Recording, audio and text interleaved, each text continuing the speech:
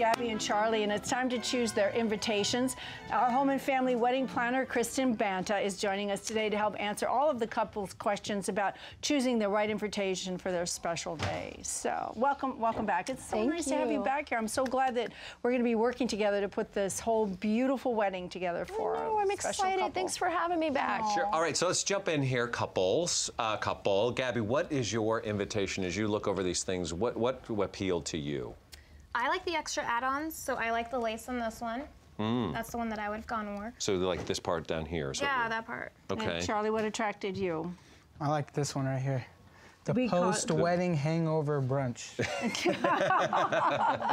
That was the part that got you. I know. I just thought it was really cool. It looked like kind of like a newspaper article or something. Is this an invitation here, or is it just the invitation to the brunch? Right. Well, with each of these, we're looking at what we call the whole wedding collateral. So we're looking at all the different pieces. We're looking at the website piece. We're looking at the invite, the response card, and then we've got the little invite insert for the hangover brunch in this case. You know, it's very interesting though, because the difference between men and women. You know, Gabi went for the beautiful lace and the little bit of bling over here, and Charlie's basic black and white. You know, very bold. So how do you, when you have two different ideas and two different tastes, how do you bring the whole thing together that will please both of them? Yeah. Well, when we started looking at the invitations, I had them look at a number of different things and pull out the things where they responded to one element or more with each of these invitations that you're seeing here. So, for instance, Gabi loved the lace, and Charlie loved the wording and kind of the cheekiness that's happening over here with the black and white one.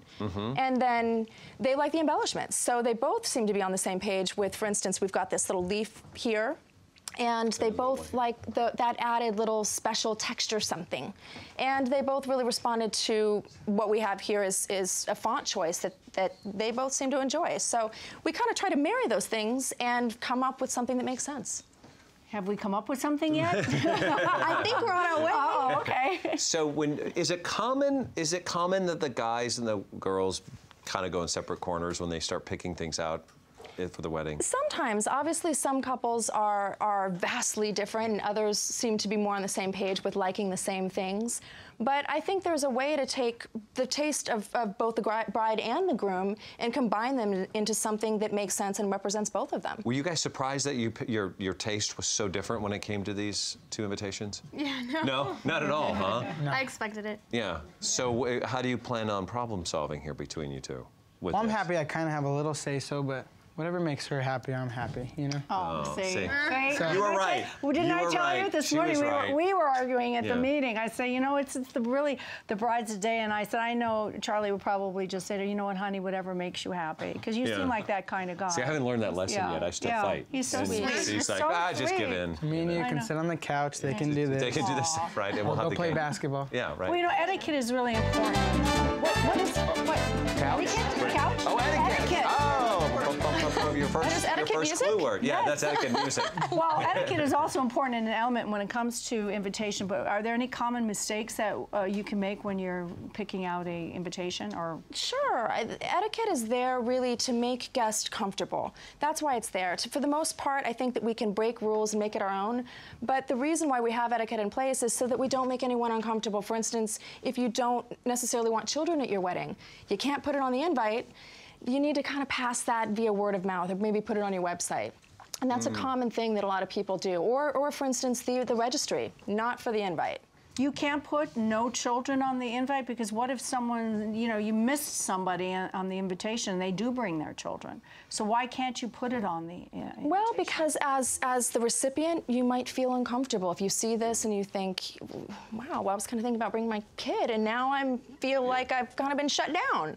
Yeah. Right. So we don't want anyone to feel shut down. We just want to pass it via word of mouth and maybe find a different way of communicating that. When we send these out to the number, how do we know what to order? I mean, obviously, if you have 500 people coming, you get 500 invites. That is a really common mistake that a lot of people make. Instead of thinking about it per person, we need to think about it per household or per couple.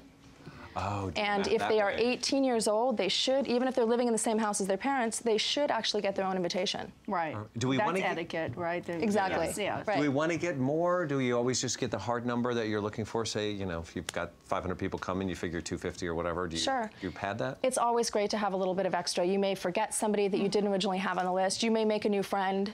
Yeah. Right.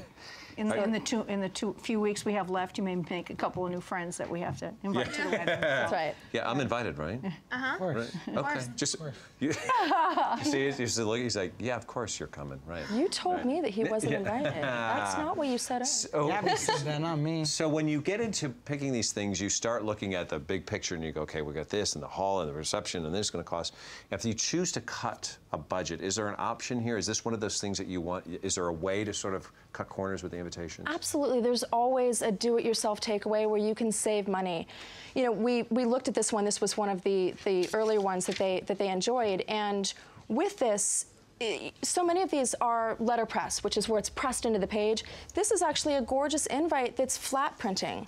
So technically, if you needed to do this yourself, you could find a font that you really liked, and you could run this through your LaserJet at home.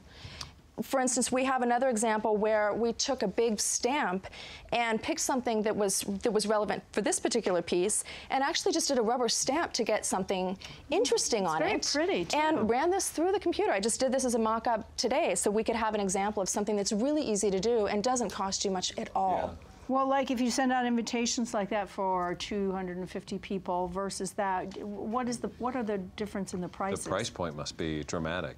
Well, certainly. A letterpress is obviously going to cost you a little bit more. It's a very specific means of printing. Whereas if you're doing a flat print, that's something that you could do at home, or you could do it with your printer and spend a little less. But this is the first thing they see of your wedding is that invitation. The first thing which sets the tone. Message. So if you're having that kind of grand affair, it's important to get a good invitation. That's exactly right. You want to get people excited. So if you have some amazing invitation that you get, you're going to make sure as the recipient that you're going to carve out the time to be at that wedding. And you get good prezzies. That's right. Yes. Get good prezzies. shallow. Is that what you said? Prezzies? Prezzies, yes. Yes. Is it sinking in, guys? Is it every day? Yeah. And getting nervous? Closer and closer.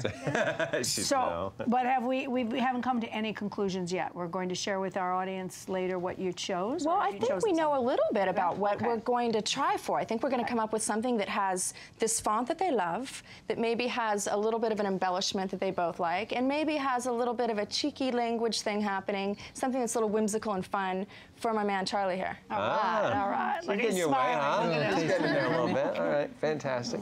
All right, so it's so nice to see this all kind of come together and unfold for you guys. There's one check mark off. Hey, Ryan. Yeah, one. There's many more checks coming yes. up. All right, speaking of coming up, not only the wedding, but we have another guest for you coming up next. Is parody singer Nikki Boyer. She's going to give us a version of Katy Perry's song "Wide Awake." It's so funny. Yeah. It's so funny. I love Nikki. She's so great. Don't go away. So funny.